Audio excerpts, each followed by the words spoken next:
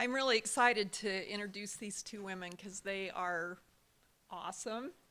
And I'm excited that we all get to hear them speak. So first, Dr. Maria Blevins is an assistant professor in the Department of Communication, and she studies organizational communication, conflict, and environmental communication. Has been a river rafting guide. She's done all kinds of amazing things. She's over the communication studies program, and she's in her 6th year here at UVU, and she studies how organizations perform as actors in environmental conflicts. So maybe she'll talk a little bit about that today. Dr. Jessica Powley is an assistant professor in the Department of Communication here. She's an organizational communication scholar with particular interests in identity, social change, religion, and gender. Her research experiences have taken her all over the world, and she researches corporate volunteering efforts, and she's passionate about teaching and works to integrate her research into the student experiences in her classroom. And she's in her 2nd year here and is part of the communication studies program. And like I said, I'm really excited to hear what they have to say, and I'm sure that we'll all learn a lot from these two amazing women.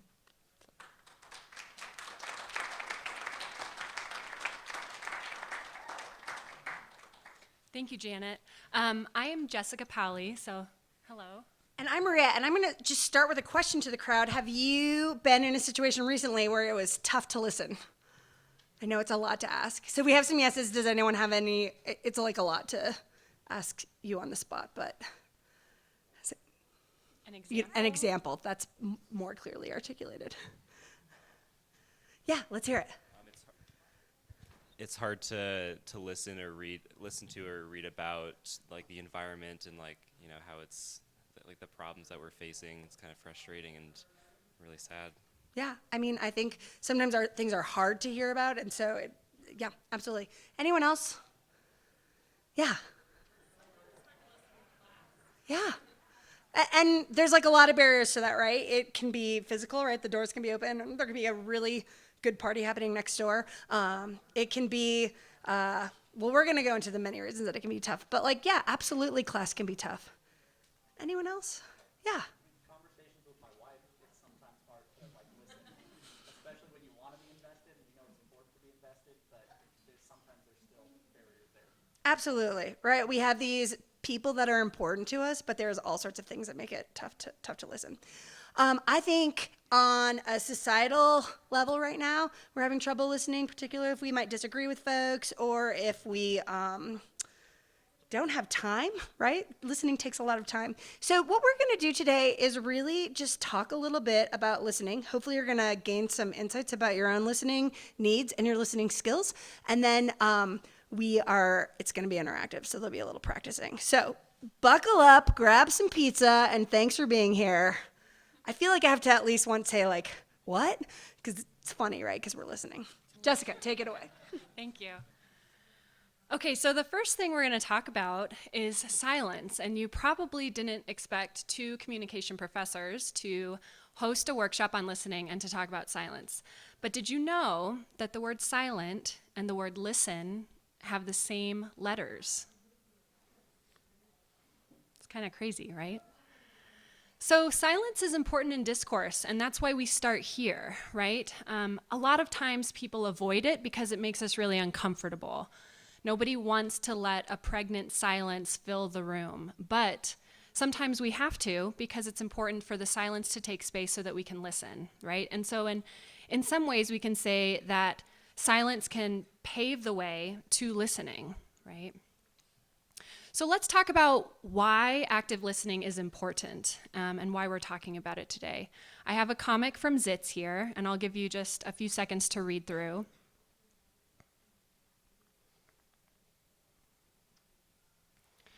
Right, so this is probably something that we've experienced ourselves or we've seen other people experience. I know I've been out at a restaurant with my husband and looked around at the other tables, and I cannot tell you how many times I see people out with maybe a family or their friends, and they're all staring at their phone screens, right? And it makes you kind of laugh because you're thinking, but you're all out together. Was this not a moment that you wanted to spend time together and listen to one another?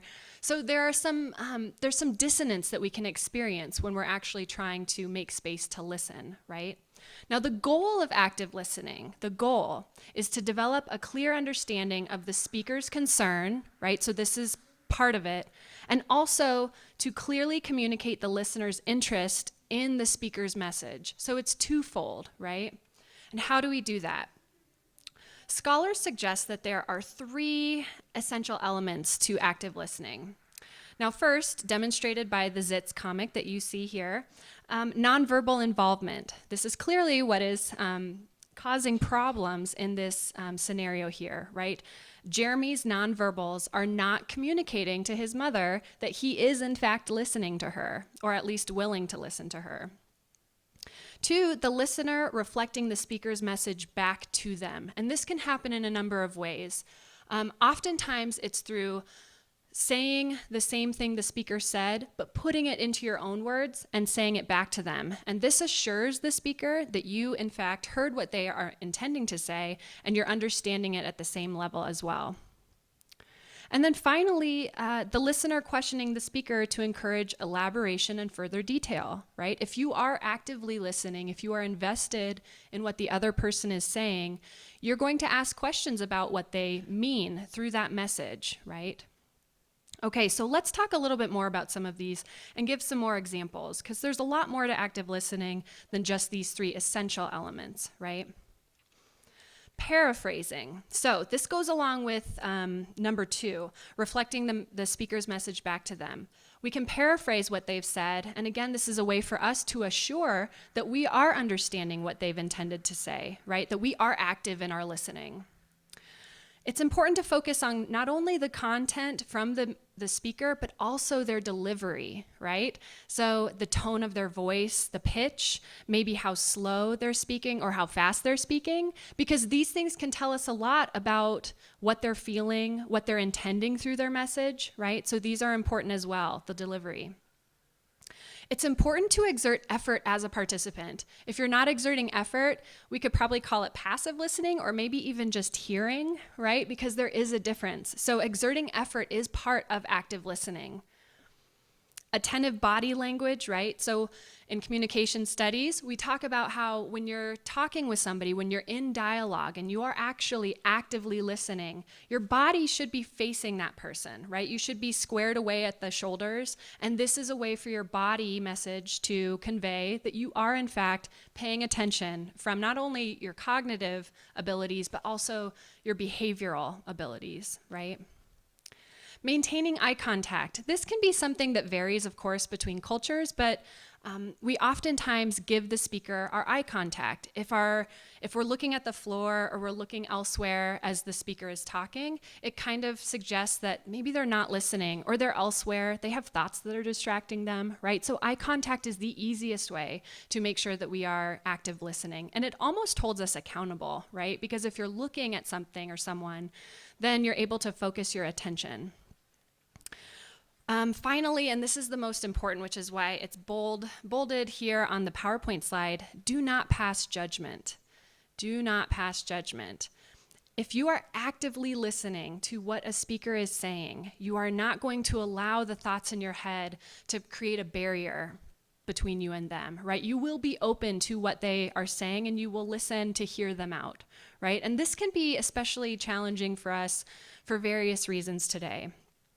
Right? So again, in essence, active listening is not only a cognitive activity, but it is a behavioral activity. And so that's why sometimes it can be exhausting to listen if you are really paying attention and really listening, right?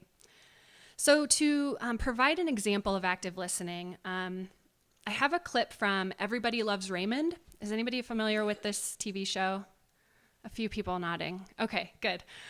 In this clip, Raymond walks in on his wife, Deborah, and she's having a conversation with their 6-year-old daughter, Allie. And Raymond steps in to remind her that active listening is really helpful in times like this. So. Why did you do this, Allie? This is terrible. Oh, great. This is Michael's giraffe. He's crying now. Why did you do this? Cause. Cause is not an answer. Active listening. Ray, that doesn't work. It works. I just use it on the worst kids in the neighborhood. Would you look at this? Look what she Just did. try it. Try it. No, Ray. I'll it's do it. a- You want me to do it? I'll No, do no, it. no, no. Okay. Allie, let's talk about what you did. I don't want to talk. Are you feeling angry? Reflect back. You're angry. Yes. Okay. But it's not okay to rip up toys when we're angry. Judgmental.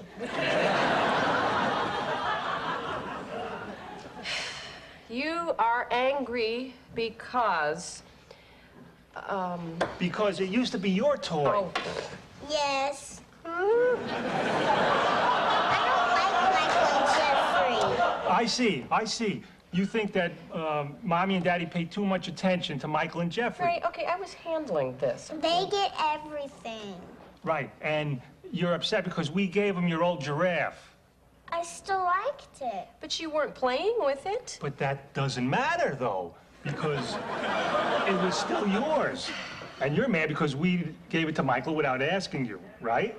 Right. Well, Mommy and Daddy made a mistake. And everybody makes mistakes, right, Mommy? Yes. Do you feel better now, Allie? Yes, can I have the giraffe? Well, it's broken, honey. I know, I want to try to fix it for Michael.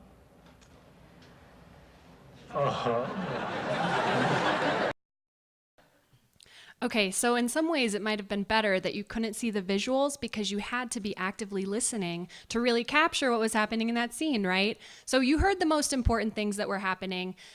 Raymond and his wife were kind of debating how to take care of this scenario where their daughter had pulled the head off of a giraffe that she had, right? And so Raymond had to remind Deborah, active listening includes not passing judgment and all of these important things. And so that worked out fairly well for them. It doesn't always work out that well, but I think that that's a great example of what active listening can do, right?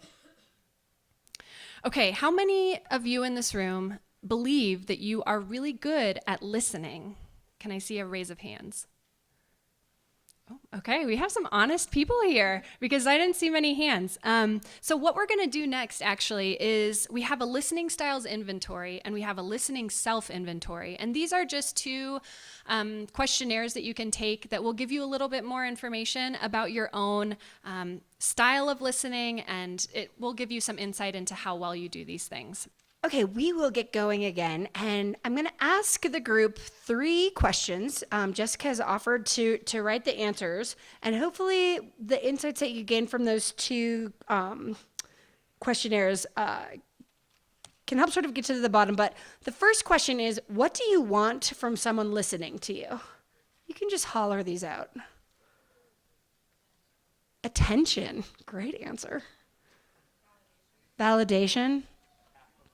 Affirmation, sympathy, yeah. Safety, yeah. Feedback. That's very excellent. I give you. Any others? These are great. Yeah.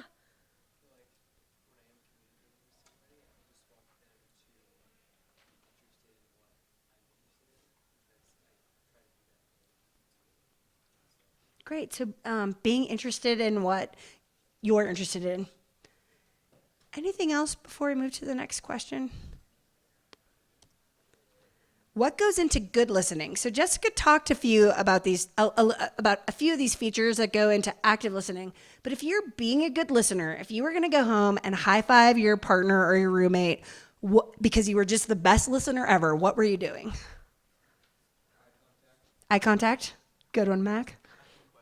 Asking questions, right? Clarifying.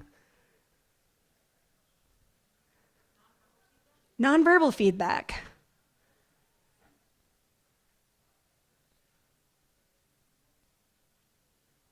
Anything else? Yeah.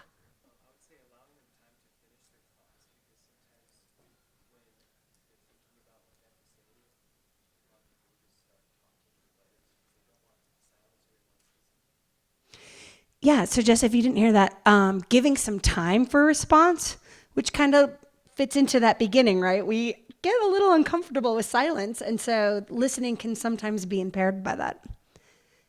Any other answers for what goes into good listening? Empathy. No, I think, right? Saying this is a human being and I might not know what they're saying or like what they're saying or agree with what they're saying, but because they're a human being, I need to listen. Yeah. Yeah.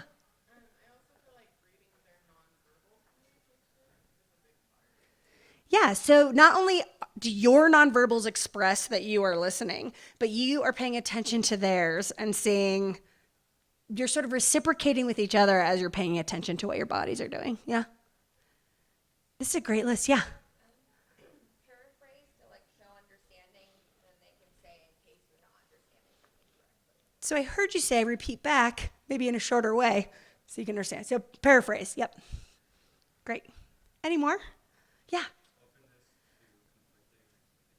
Yeah, right? So you might not agree with what they're saying, and you don't have to when you're listening, but you aren't ever going to have an opportunity to connect with them if you just immediately shut them down. Have you ever done that thing where instead of listening, you just think, you're so dumb, you're so dumb, right? You can't listen at all. I've never done that, clearly. Anything else? This is a great list. All right, we have one more question for you. What makes listening difficult?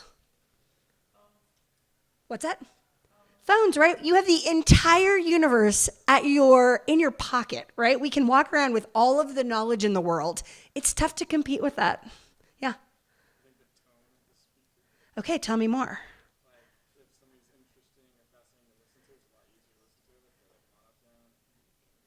Yeah, so in public speaking, we teach that there's some responsibility of the speaker to keep your interests. Yeah.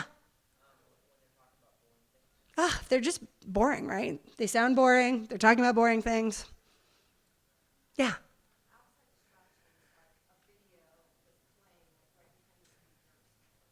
Absolutely. I mean, this room is, the things are down, but like whenever I have meetings in here and the windows are up, I think, boy, I love watching traffic. And I don't usually love watching traffic, but it sure is fun when I'm in a meeting in here. So yeah, just the world happening around you. I saw another hand. Yes. Defensiveness, right? It can feel maybe like, ooh, is what they're saying impacting my identity or what I think about things? Yeah.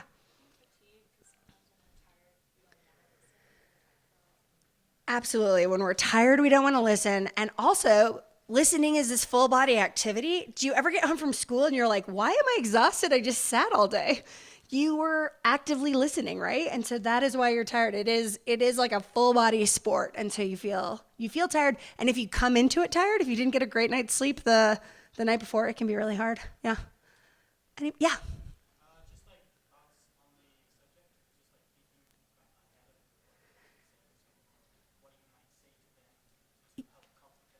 So your internal thinking, perhaps. I, of course, have never done this, but I might be crafting my argument so I can win the conversation in my head instead of actually listening to what they say. Again, I've never done that, but maybe you have, right?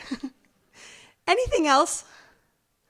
Okay, thank you for these thoughtful answers. We are now going to go into some of the specifics that I want you to think about that makes listening really hard. So first of all, I just said that listening is this full body experience. You may be using your ears. You may be using different parts of your bodies, right? If your ears don't work, you might be signing or you might be reading, but that's clearly something we're using. But what else are we using in our body when we're listening? We are using our brains. What's that? Yeah, we're thinking, right? We need to process what they're saying. We talked about the body language already, so we're communicating with our body that we're engaged with the other person. So show me what it looks like when you are being a good active listener.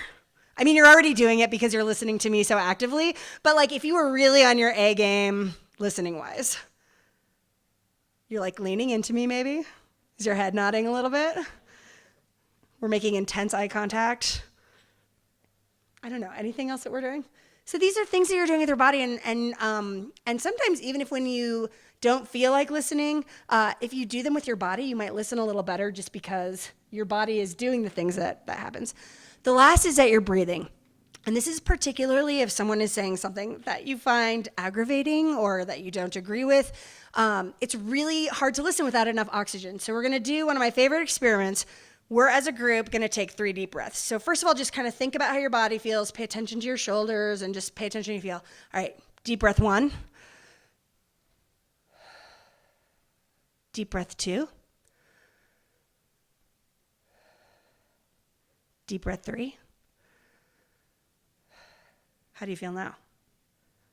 So much better. And it was free and street legal and available truly anywhere, right? So you are able to take some deep breaths and totally change the way that your body is physiologically behaving. And that is like a great key to remember if you're listening and when you need to listen.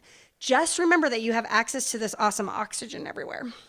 So the next thing that happens is you have to listen to yourself, right? What are you thinking about? What are you feeling? What are you listening? And what are you listening for? So we talked a little bit about the thinking that happens, but you might have something happening in your life, like your dog could be sick, right? You could have had a huge blowout with your partner or your sister in the morning. And so are you really interested in what your public speaking professor has to say at that point? Maybe not. You're just thinking about like, oh my goodness, is my dog going to be all right, right? Is my relationship going to be all right? So it doesn't have to be not only what you're thinking about the topic, but what are you thinking about in general? What are you feeling? And then what are you listening for? So did you come into this conversation with a thing you were hoping to hear? And if you're not hearing it, is that impacting the way that you're listening?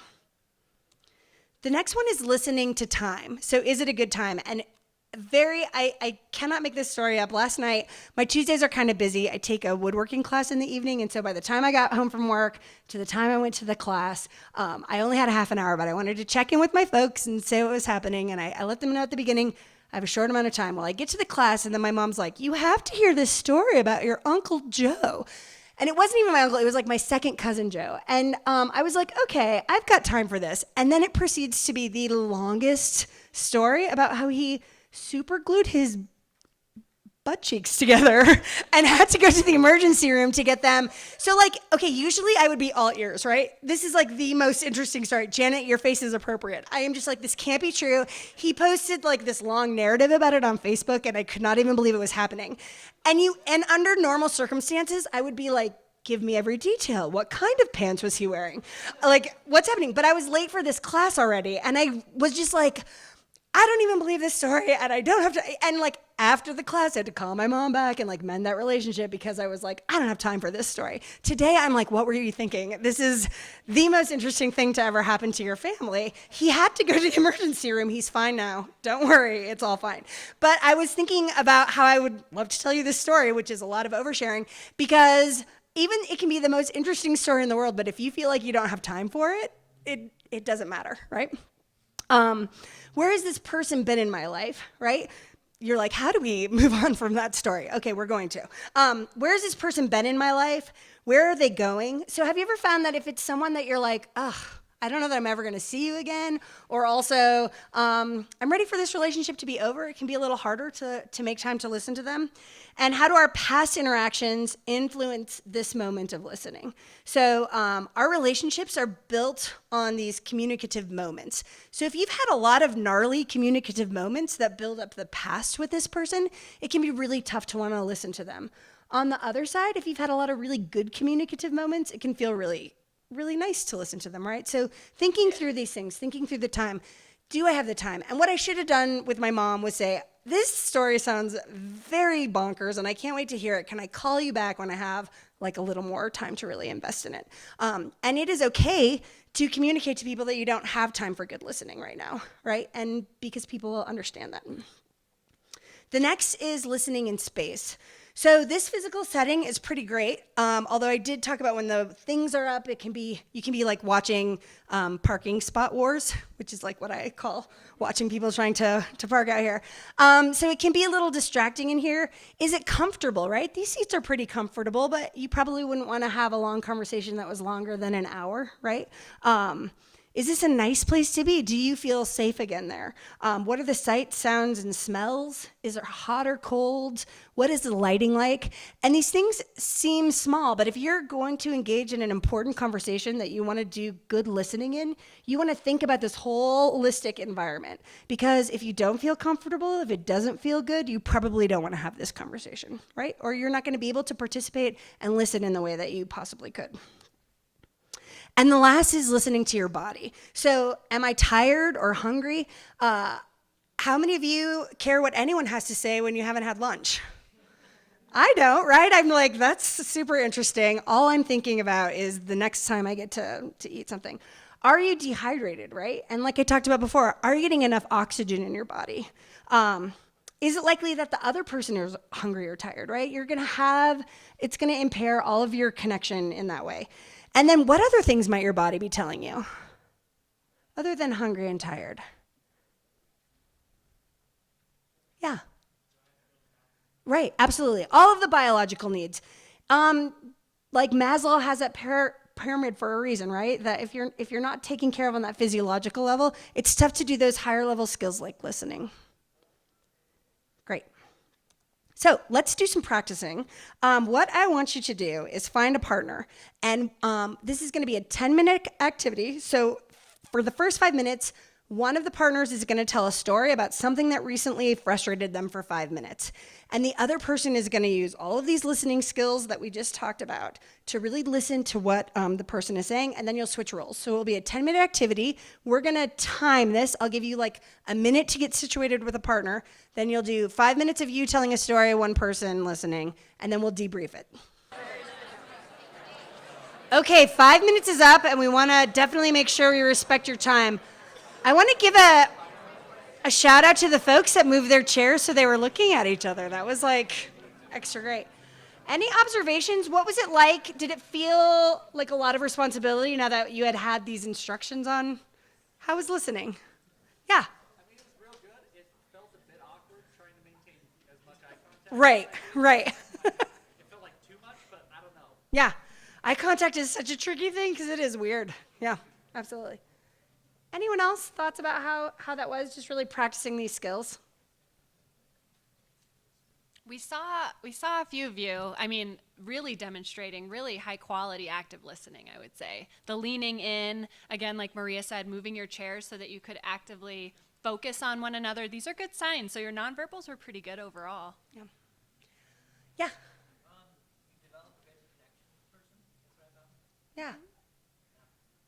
Which is cool, right? That's the point is, as a human, we like to connect with other humans, and it's hard to do, but listening is just a really cool way that you can do it. Mm-hmm.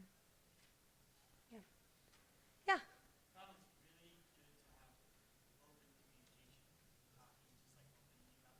Yeah. Mm-hmm.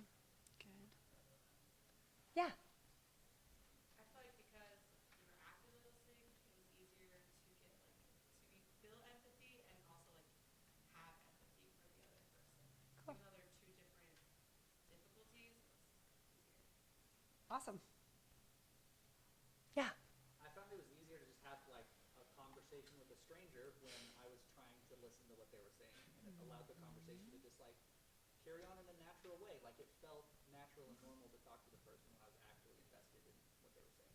That's really cool. And right, knowing that it was only going to be 5 minutes and you had already put this time away to be stuck in this room anyway, right, you were like, oh, this feels good. Any last thoughts? Yeah. I'm definitely more open now because this conversation with these two ladies here, because when I see them in the hallway, I actually say something.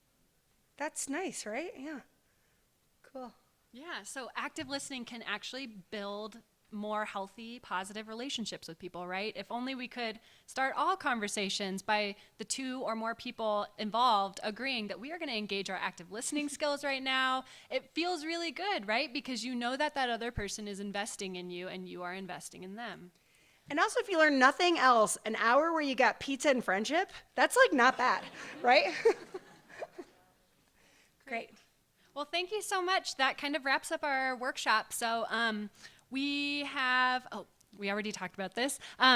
if you have any questions, feel free to catch us afterwards. Our emails are also on the PowerPoint, so thank you so much for coming. Yeah, thank you.